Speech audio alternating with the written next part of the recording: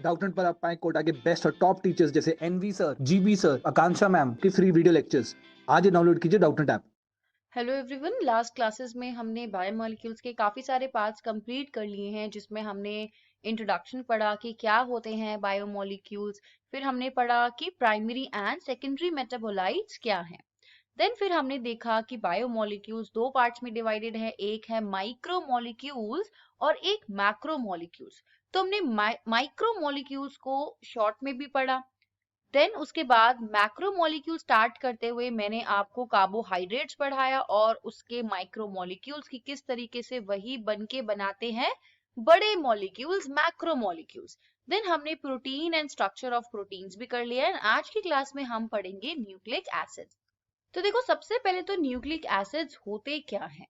अब जब हम माइक्रोमोलिक्यूल्स पढ़ रहे थे तब हमने पढ़े थे नाइट्रोजीनस बेसिस, कैसे ये शुगर के संग मिलके न्यूक्लियोसाइड्स बनाते हैं, न्यूक्लियोसाइड्स, और कैसे ये फिर कंबाइन होके फास्फोरस के साथ न्यूक्लियोटाइड्स बनाते हैं। अब ये जो न्यूक्लियोटाइड्स है, यही क्या है, मोनोमर है। तो इसी के जो बहुत सारे न्यूक्लियोटाइड्स आपस में कंबाइन होते हैं, तब जब पॉलीमर बनता है उसको बोलते हैं न्यूक्लिक एसिड।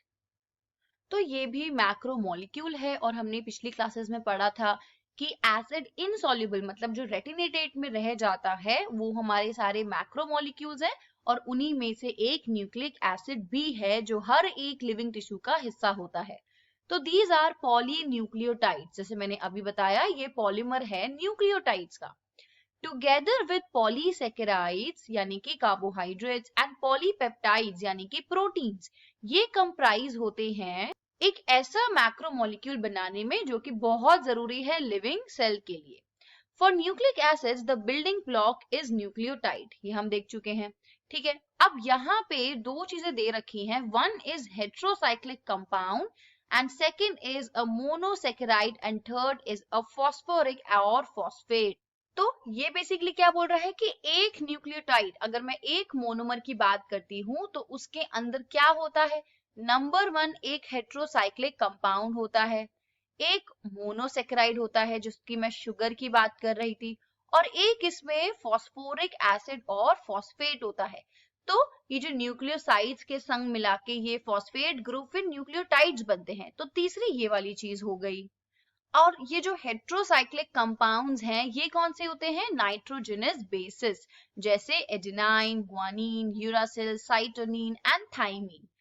जहां पे जो एडेनाइन ग्वानिन होते हैं उनको प्यूरीन्स बोलते हैं और बाकी जो हैं वो पिरामिडीन्स हैं। इन रिंग को, ये जो हेट्रोसाइकल रिंग है इसको बोला जाता है प्यूरीन एंड पिरामिडीन। जो शुगर फाउंड होता है इनके अंदर या तो वो राइबोज शुगर होता है, अब हम शुगर्स पढ़ चुके हैं, ribose is a monosaccharide pentose sugar जिसमें 5 कार्बन एटम्स होते हैं, या फिर ये डीऑक्सीराइबोज होता है। Nucleic acid containing deoxyribose is known as DNA while the other is known as RNA। तो सिंपल सी चीज हो गई यहाँ पे, जो भी न्यूक्लिक एसिड होते हैं ये दो में डिवाइड होते हैं, दो टाइप्स के होते हैं, या तो ये डीएनए होते हैं या ये आरएनए होते हैं। आरएनए के अंदर राइबोज शुगर है और डीएनए के अंदर डीऑक्सीराइबोज है, तो ये डीऑक्सीराइबोज न्यूक्लिक एसिड होगा। अब हम ऊपर अगर ये डायग्राम्स देखते हैं जो हमने पहले स्टडी किए थे, तो मिल के ही बनाते हैं न्यूक्लिक एसिड। तो जिसमें सबसे पहले है नाइट्रोजनस बेसिस। अब फिर से या तो नाइट्रोजनस बेसिस प्यूरीन्स होते हैं या ये पिरामिडीन होते हैं, ये कंबाइन होते हैं एक न्यूक्लियोसाइड्स के साथ। अब इसका मतलब जब यही पिरामिडीन एंड प्यूरीन जब एक शुगर के संग बाइंड करते हैं तो उनको न्यूक्लियोसाइड्स बोला जाता है। ठीक है, देन और न्यूक्लियोटाइड, अब यही जब न्यूक्लियोसाइड के अंदर फॉस्फेट ग्रुप अटैच हो जाता है, यानी देखो नाइट्रोजनस बेस में शुगर ऐड होने के बाद वो न्यूक्लियोसाइड बन रहा था, और न्यूक्लियोसाइड में फॉस्फेट ऐड होने के बाद वो न्यूक्लियोटाइड बन रहा था, और यही बहुत सारे न्यूक्लियोटाइड्स टुगेदर बनाते हैं डीएनए या फिर आरएनए। अब देखो हम यहाँ पे सारे स्ट्रक्चर डिस्कस करते हैं। तो मैंने आपसे एक चीज बोली थी और जो हमने वहां पे देखा था, हेट्रोसाइक्लिक। हेट्रोसाइक्लिक क्या होता है? कोई भी टाइप का रिंग स्ट्रक्चर या फिर साइक्लिक स्ट्रक्चर जिसमें कि दो और दो से ज्यादा डिफरेंट एलिमेंट होते हैं। ठीक है, अब आप देखो इनमें, यहाँ पे हमें हाइड्रोजन है, ऑक्सीजन है, नाइट्रोजन है, डेफिनेटली कार्बन है, तो ये हेट्रोसाइक्लिक, और ये साइक्लिक रिंग है तो ये हेट्रोसाइक्लिक बोले जाते हैं। अब ये हेट्रोसाइक्लिक रिंग क्या है? These are the nitrogenous bases. अब टोटल नाइट्रोजनस बेसिस 5 होते हैं, ग्वानिन, एडेनिन, साइटोसिन, थाइमिन और यूरासिल, जिसमें कि ये ऊपर वाले हो जाते हैं प्यूरीन्स और नीचे वाले हो जाते हैं पिरामिडीन्स। अब डीएनए में ये आपस में कनेक्टेड कैसे होते हैं? तो देखो होता क्या है, हमेशा कॉम्प्लीमेंट्री ही जुड़ते हैं, यानी एक प्यूरीन के साथ दूसरा पिरामिडीन ही जुड़ता है, चाहे वो डीएनए हो चाहे वो आरएनए हो। और होता क्या है, जैसे ग्वानीन है और एडिनाइन है तो ये प्यूरीन है, ग्वानीन हमेशा साइटोसिन के साथ जुड़ता है और एडिनाइन हमेशा थाइमिन के साथ जुड़ता है। ग्वाइनिन और साइटोसिन में ट्रिपल बॉन्ड होता है, वेयर एज एडिनाइन और थाइमिन के बीच में डबल बॉन्ड होता है। अब ये कंडीशन होती है डीएनए में। इन केस ऑफ आरएनए क्या होता है, यहाँ पे एक छोटा सा चेंज होता है कि थाइमिन की जगह यहाँ पे यूरासिल होता है, तो दिस इज द यूरासिल पाइरामिडीन। तो ए किसके संग जुड़ेगा फिर? Double bond with you.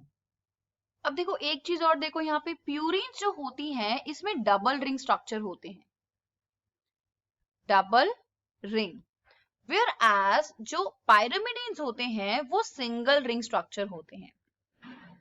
ठीक है, अब अगर हम एनसीईआरटी में देखेंगे तो यहाँ पे भी यही चीज दे रखी है, यहाँ पे हमें एडेनाइन दे रखा है, एक प्यूरीन, और यूरासिल एक पाइरामिडीन। अब देखो क्या हो रहा है, इसके साथ एक शुगर अटैच हो रही है, और जब इनके संग शुगर अटैच हो रही है तो ये न्यूक्लियोसाइड्स बन जाता है, और इसको कैसे प्रोनाउंस करेंगे? एडेनाइन बन जाएगा एडिनोसिन, यूरासिल बन जाएगा यूरिडीन। अब ये जो न्यूक्लियोसाइड्स हैं ये बन कैसे रहे हैं? तो देखो इस तरीके का शुगर इनमें अटैच हो जाता है। अब ये शुगर आप देखोगे तो ये 5 कार्बन एटम्स हैं, आपको क्या मिल रहा है? 1 2 3 4 5 कार्बन एटम्स की एक शुगर है, तो ये क्या हो जाती है? Pentose sugar. और ये जो शुगर का स्ट्रक्चर है ये एक राइबोज शुगर है। तो जब एक राइबोज शुगर अटैच हो जाते हैं नाइट्रोजनस बेस के साथ, तो ये केस देखने को मिलता है आरएनए में, इसीलिए आरएनए को राइबोज न्यूक्लिक एसिड्स भी बोलते हैं। व्हेयरएज क्या होगा, अब बिल्कुल यही शुगर है, सिर्फ यहां से ये अगर मैं यहां से एक O को निकाल दूं तो इमेजिन कर लो एग्जैक्टली ऐसा सेम स्ट्रक्चर, लेकिन इस C में नीचे सिर्फ और सिर्फ एक H जुड़ा होगा। तो यहाँ पे क्या हो गई है, इसकी डीऑक्सीजनेशन हो गई, यानी कि लेट्स सपोज ऑक्सीजन का रिमूवल हो गया है। जब ऑक्सीजन ये रिमूव हो जाती है तो ये बन जाती है डीऑक्सीराइबोज, और ये वाली कंडीशन यानी कि एक डीऑक्सीराइबोज शुगर जब नाइट्रोजनस बेसिस के संग अटैच होंगे तो ये कंडीशन देखने को मिलती है डीएनए में, इसीलिए ये डीऑक्सीराइबोज न्यूक्लिक एसिड बोलते हैं। अब फिर से यहाँ पे डायग्राम में आ जाओ, न्यूक्लियोसाइड्स ये हो गए। तो अब देखो ये क्या है, एक यूरासिल है, तो ये नाइट्रोजन बेस यूरासिल है, और यूरासिल किस में देखने को मिलता है? आरएनए में देखने को मिलता है। तो इसमें ये राइबोज शुगर ऐड हो गया है 5 कार्बन एटम्स का, ये 5th कार्बन है। ठीक है, सिमिलरली अब जब ये एडेनाइन में ये अटैच हो गया है एक और राइबोज शुगर, तो इसको क्या बोलेंगे? अगेन ये एडिनोसाइन हो गया है, तो यूरिडीन और एडिनोसाइन इनको बोलते हैं न्यूक्लियोसाइड्स। अब देखो इसमें फर्दर क्या हो रहा है, इन्हीं न्यूक्लियोसाइड्स में, यानी आपके पास अब एक नाइट्रोजनस बेस आ गया है, ये आपके पास एक पेंटोज शुगर आ गई है, और यहाँ पे अब एक फॉस्फेट ग्रुप आपका अटैच होगा। और जब यहाँ पे फॉस्फेट ग्रुप अटैच होगा तो इसको बोलते हैं न्यूक्लियोटाइड्स। और अब ऐसे बहुत सारे न्यूक्लियोटाइड्स, यानी कि बेसिकली अब ये पूरा, ये जो थर्ड स्ट्रक्चर है, दिस एंटायर स्ट्रक्चर, ये है आपका एक मोनोमर। इस टाइप के n टाइम्स जुड़ के या तो डीएनए बनाएंगे या ये आरएनए बनाएंगे, डिपेंडिंग अपॉन कि कौन सा नाइट्रोजनस बेस है और कौन सी टाइप की शुगर है। तो अब इन नाइट्रोजनस बेसिस के न्यूक्लियोटाइड्स किस तरह बनेंगे, अब उसकी नेमिंग हमें एनसीईआरटी में तो सारे नहीं दे रखा है। तो एडेनाइन हमको पता है, हमने एनसीईआरटी में देख लिया, एडिनोसाइन होता है, यूरासाइल यूरिडीन होता है, थाइमिन को बोलते हैं थाइमिडीन, उसी तरीके से साइटोसिन हो जाएगा साइटिडीन, एंड ग्वाइन हो जाएगा ग्वानोसिन। सिमिलरली अब मैं अगर इनकी न्यूक्लियोटाइड्स की बात करती हूँ, सॉरी यहाँ पे ये न्यूक्लियोसाइड होगा, और अब अगर मैं इसकी न्यूक्लियोटाइड्स की बात करती हूँ, देन ये क्या हो जाएगा, एडिनिलिक एसिड।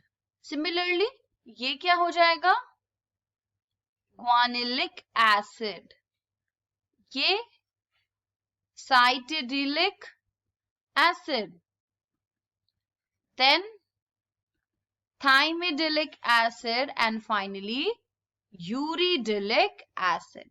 ठीक है, अब देखो हम पढ़ते हैं स्ट्रक्चर ऑफ डीएनए। तो देखो डीएनए का स्ट्रक्चर कुछ इस तरीके से होता है, जिसको बोलते हैं डबल हेलिक्स स्ट्रक्चर। ये स्ट्रक्चर वॉटसन एंड क्रिक ने दिया था, और इसमें क्या होते हैं, दो पॉलीमर्स हैं, तो बेसिकली ये दो स्ट्रैंड्स हैं और ये आपस में होते हैं एक दूसरे के कॉम्प्लीमेंट्री स्ट्रैंड्स। इसका मतलब एक न्यूक्लियोटाइड का सीक्वेंस, दूसरा न्यूक्लियोटाइड का सीक्वेंस आपस में जुड़ रहे हैं, और ये कनेक्टेड कैसे होते हैं, देखो ये आपस में कनेक्टेड किस तरीके से है, बाय दीज CGAT। तो ये क्या है, दीज आर नाइट्रोजनस बेसिस। तो नाइट्रोजनस बेसिस से ये अटैच होते हैं, तो कह सकते हैं कि नाइट्रोजनस बेसिस से दो स्ट्रैंड्स अटैच होते हैं, और इनके बीच में कौन सा बॉन्ड होता है, हाइड्रोजन बॉन्ड। अब देखो ये मैंने आपको बता दिया था कि जो C है वो G के संग कनेक्ट होता है, और देखो ये एक ट्रिपल बॉन्ड बना रहा है, A जो है वो T के संग कनेक्ट होता है, और ये कैसा बनाता है, एक डबल बॉन्ड बनाता है। सिमिलरली G and C में फिर से ट्रिपल बॉन्ड, और ये बॉन्डिंग कौन सी है, हाइड्रोजन बॉन्ड्स, नाइट्रोजनस बेसिस के बीच में। अब दोनों ही जो स्ट्रैंड्स होते हैं वो एंटी पैरेलल होते हैं, यानी अगर एक है 5 प्राइम टू 3 प्राइम, तो दूसरा होगा 5 प्राइम इधर से और ये वाला 3 प्राइम। अब देखो यहाँ पे और हाइड्रोजन बॉन्ड्स के साथ कौन कौन से बॉन्ड है, तो एक तो हाइड्रोजन बॉन्ड्स हो गया बिटवीन द नाइट्रोजनस बेसिस, दो कॉम्प्लीमेंट्री स्ट्रैंड्स के बीच में। इसके अलावा यहाँ पे होते हैं एस्टर बॉन्ड। ये ईस्टर और एस्टर बॉन्ड्स किसके बीच में होते हैं, बिटवीन द फॉस्फेट। फॉस्फेट किसके संग अटैच होते हैं, शुगर के साथ, और शुगर का कौन सा पार्ट, हाइड्रोक्सिल पार्ट। तो हाइड्रोक्सिल पार्ट के साथ फॉस्फेट जहां अटैच होते हैं उस बॉन्ड को बोलते हैं ईस्टर बॉन्ड। ये शुगर हो गया, फॉस्फेट बॉन्ड किस तरीके से अटैच है।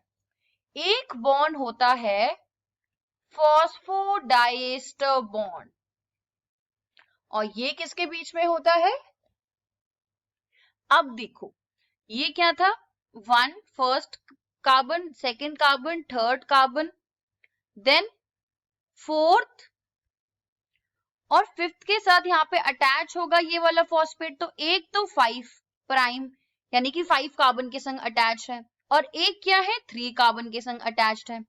तो दोनों ही साइड यानी कि एक पेंटोज शुगर जो है, एक साइड से वो 5 कार्बन एटम से अटैच है फॉस्फेट से, और दूसरी साइड वो 3 कार्बन एटम पे अटैच है। तो क्योंकि दो है यहाँ पे इसलिए इसको बोलते हैं फॉस्फोडाइएस्टर बॉन्ड। अब देखो ये डीएनए होता क्या है, अब ये तो हमको पता है कि ये जेनेटिक मटेरियल है जो कि ट्रांसफर होता है पेरेंट्स से ऑफस्प्रिंग में, कब, सेल डिवीजन के वक्त। अब जब गैमीट्स बनते हैं तो यही डीएनए पास होता है। तो बेसिकली क्या होता है, ये जो आपका डीएनए है ये सेल डिवीजन के वक्त रेप्लिकेट होता है। आप पढ़ चुके हो सेल डिवीजन चैप्टर में, और जब ये रेप्लिकेट होगा तो ये फर्दर और नए 2 स्ट्रैंड्स बन जाएंगे और फिर ये दोनों अलग अलग डॉटर सेल्स में चले जाते हैं। तो ये ट्रांसमिट होते हैं पेरेंट्स से ऑफस्प्रिंग। अब देखो ये जो चीज मैंने आपको बताई है कि जो ATGC किस तरीके से जुड़ते हैं, उन्हीं से रिलेटेड एक होता है चारगैफ्स रूल। चारगैफ्स रूल्स क्या कहता है कि देखो एक A बाइंड हो रहा है अगर मेरा T के साथ और G बाइंड हो रहा है अगर मेरा C के संग, तो हमेशा A प्लस T इक्वल होगा हमेशा A प्लस G इक्वल होगा T प्लस C के। तो ये आपका चारग्राफ रूल है जो कि दिया था अर्विन चारग्राफ ने। सो बेसिकली ये क्या है कि जो अमाउंट ऑफ प्यूरीन्स हैं वो हमेशा इक्वल होगा अमाउंट ऑफ पायरामिडीन्स के। सिमिलरली इन बेसिस के संग अटैच्ड होने वाले शुगर और इनके अटैच होने वाले फॉस्फेट, ये भी हमेशा इक्वल होते हैं डिस्ट्रीब्यूशन में। ठीक है, अब हमने सारे बॉन्ड्स कर दिए, कौन कौन से बॉन्ड्स हैं, किस तरीके से ये बेसिस अटैच है, हमने चारग्राफ रूल कर लिया। अब यहाँ पे कुछ इंपॉर्टेंट डिस्टेंसेस हैं। तो देखो अगेन जैसे सबसे पहले मैंने बताया कि ये जो मॉडल था डीएनए का वो वॉटसन एंड क्रिक ने दिया था, तो इसको Watson and Crick model of DNA भी बोलते हैं। और ये डबल हेलिकल स्ट्रक्चर होता है, एक तो डबल है, इसमें 2 स्ट्रैंड्स हैं। ये जो 2 स्ट्रैंड्स है इसको हम कैसे लिखेंगे, अगर आप यहाँ पे देखोगे इसमें थर्ड जो हमारा कार्बन है वो फ्री है, तो ये वाला हो जाता है 3 प्राइम, तो ये हो जाएगा 5 प्राइम। सिमिलरली ये वाला हो जाएगा 5 प्राइम टू 3 प्राइम, तो ये दोनों ही कॉम्प्लीमेंट्री स्ट्रैंड्स हैं। अब देखो यहाँ पे डिस्टेंस कैसा होता है, अगर मैं इसका स्ट्रक्चर ड्रॉ करते हैं तो हम इस तरीके का हेलिक्स बनाते हैं। ये हेलिकल स्ट्रक्चर है, आप देख रहे हो यहाँ पे एक टर्न ले रहा है। अब ये जो एक टर्न कंप्लीट करता है, ये एक टर्न हो गया, ये एक पूरा टर्न हो गया, ये जो एक टर्न कंप्लीट करता है इसमें 10 बेस पेयर्स होते हैं, यानी बीच में आपको 10 बेस पेयर्स देखने को मिलेंगे। और ये एक पूरा टर्न कितना होता है, एक हेलिक्स का टर्न कितना होगा 360 डिग्री, जिसके अंदर 10 बेस पेयर्स होते हैं। अब अगर मैं एक बेस पेयर में उसका देखती हूं तो एक बेस पेयर में कितना टर्न हो जाएगा 36 डिग्री। ठीक है, उसके अलावा अब इसका डिस्टेंस, एक पूरा स्टैक ऑफ नाइट्रोजनस बेसिस, यानी कि ये पूरे जितने के जितने नाइट्रोजनस बेसिस हैं इस पूरे में डिस्टेंस कितना होता है 34 एंगस्ट्रॉम, या फिर इसको लिख सकते हैं 3.4 नैनोमीटर। तो ये एक पूरा कंप्लीट डिस्टेंस। और अगर मैं बिटवीन 2 के बीच में बात करती हूँ, यानी एक ये हो गया और एक ये हो गया, तो इनके बीच में जो डिस्टेंस होगा होता है 3.4 एंगस्ट्रॉम, तो ये कितना हो गया 0.34 नैनोमीटर। नेक्स्ट अगर हम आरएनए का स्ट्रक्चर देखते हैं तो आरएनए जैसे ये होता है अगेन जेनेटिक मटेरियल, और ये जेनेटिक मटेरियल किसका होता है, इन केस ऑफ वायरसेस। अब आरएनए भी क्या है, ये भी सेल्स में प्रेजेंट है, सेल में तो दोनों ही प्रेजेंट है, डीएनए भी प्रेजेंट है, आरएनए भी प्रेजेंट है, एंड डिपेंडिंग अपॉन क्या इसका फंक्शन है, कहाँ पे ये प्रेजेंट है, ये 3 टाइप्स का होता है। तो सबसे पहला होता है मैसेंजर आरएनए, और उसको एमआरएनए भी बोलते हैं। एमआरएनए क्या होता है, अब मैसेंजर ये मैसेज कैरी करता है किस तरीके से, तो देखो क्या होता है, डीएनए जो न्यूक्लियस में इसकी ट्रांसक्रिप्शन होती है, और जब इसकी ट्रांसक्रिप्शन होगी जो आप 12th में पढ़ोगे डिटेल में, ये एमआरएनए में कन्वर्ट करता है। तो कोई भी आपका डीएनए के ऊपर सारी इंफॉर्मेशन है। अब वो इंफॉर्मेशन कैसे है, फॉर एग्जांपल मेरी बॉडी में कोई एक एंजाइम बन रहा है, वो एंजाइम कितना बनेगा, उस डीएनए में उसके जितने जीन्स होंगे उतने ही बनेंगे, लेकिन एंजाइम तो प्रोटीन्स है ना, तो डीएनए ही प्रोटीन्स बना रहा है। तो वो कैसे बनता है, डीएनए से पहले एमआरएनए बनता है, फिर एमआरएनए इसको प्रोटीन्स बनाता है, तो ये होता है मैसेंजर आरएनए। और अब ये कौन बना रहा है, फिर it is produced by the nucleus, DNA के अंदर। दूसरा मेरा टाइप हो जाता है राइबोसोमल आरएनए, जिसको आरआरएनए बोलते हैं। तो नाम से ही पता लग रहा है ये राइबोसोम्स के अंदर होता है, और यहाँ पे जो प्रोटीन्स बन रहे हैं ये उसी में हेल्प करता है। ये लार्जेस्ट आरएनए होता है, अबाउट 80%। जितना भी सेल्यूलर आरएनए है उसमें सबसे ज्यादा कौन सा होता है? आरआरएनए होता है। अगेन प्रोटीन सिंथेसिस होती है यहाँ पे। तीसरा जो मेरा बच गया उसको ट्रांसफर आरएनए बोलते हैं और ट्री आरएनए। इसका एक और नाम है, इसको सोल्यूबल आरएनए भी बोलते हैं, तो इसको एस आरएनए भी लिखा जाता है। इसी को अडेप्टर मॉलिक्यूल भी बोलते हैं और अडेप्टिव आरएनए। अब देखो ये क्यों होता है, यहाँ पे ये जो प्रोटीन्स बन रहे हैं, अब ये प्रोटीन्स क्या है? बेसिकली अमीनो एसिड्स ही तो बनेंगे। तो एमआरएनए तो अमीनो एसिड्स बना रहे हैं, अब ये लिंक हो करके एक प्रोटीन की पॉलीपेप्टाइड बनेगी। तो ये टीआरएनए प्रेजेंट होता है साइटोप्लाज्म में और ये ट्रांसलेशन में हेल्प करता है। ट्रांसलेशन जब प्रोटीन्स बनते हैं तो साइटोप्लाज्म में इसका काम होता है कैप्चर करना इन अमीनो एसिड को और फिर प्रोटीन्स बनाना। तो ये हमारा हो गया आरएनए। अब इसका अगर हम बेसिक डिफरेंस देख रहे हैं तो वो हम पढ़ चुके हैं, 4 ग्राफ रूल इसमें नहीं होगा। क्यों? डबल स्ट्रैंडेड डीएनए यहाँ पे नहीं है, कॉम्प्लीमेंट्री नहीं है। बस यहाँ पे एक ही डिफरेंस होता है, यहाँ पे डीऑक्सी की जगह राइबोज शुगर होता है और यहाँ पे थाइमीन की जगह होता है यूरासिल। अब देखो एनसीईआरटी में न्यूक्लिक एसिड तो डिटेल में नहीं दिया था, लेकिन यहाँ पे एक दे रखा है नेचर ऑफ बॉन्ड। बॉन्ड कैसे बनता है मोनोमर्स के बीच में और कैसे वो पॉलीमर बनाता है। तो जब हमने प्रोटीन्स पढ़ा था हमने तभी पढ़ लिया था कि पॉलीपेप्टाइड्स के अमीनो एसिड जुड़े होते हैं पेप्टाइड बॉन्ड से, जो कि होता है कार्बोक्सिल ग्रुप में और अमीनो ग्रुप के बीच में। उसी तरीके से ये बनता है by the process of dehydration.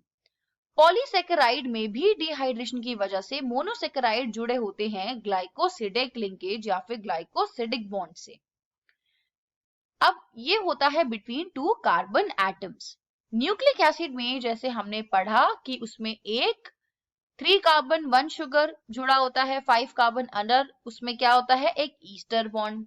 अब दोनों साइड एक ईस्टर बॉन्ड है तो वो फॉस्फोडाइस्टर बॉन्ड है और नाइट्रोजनस बेसिस बीच में हाइड्रोजन बॉन्ड से कनेक्टेड होते हैं।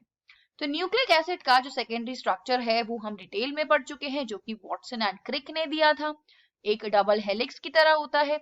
पॉलीन्यूक्लियोटाइड्स जो चेन है, जैसे ये पॉलीन्यूक्लियोटाइड चेन है, एक न्यूक्लियोटाइड दूसरा न्यूक्लियोटाइड, एक फॉस्फेट एक शुगर और एक नाइट्रोजनस बेस मिला के एक न्यूक्लियोटाइड बनते हैं। तो इसका जो पॉलीपेप्टाइड है वो दोनों आपस में एंटी पैरेलल रन करती है, दे रन अपोजिट डायरेक्शन में।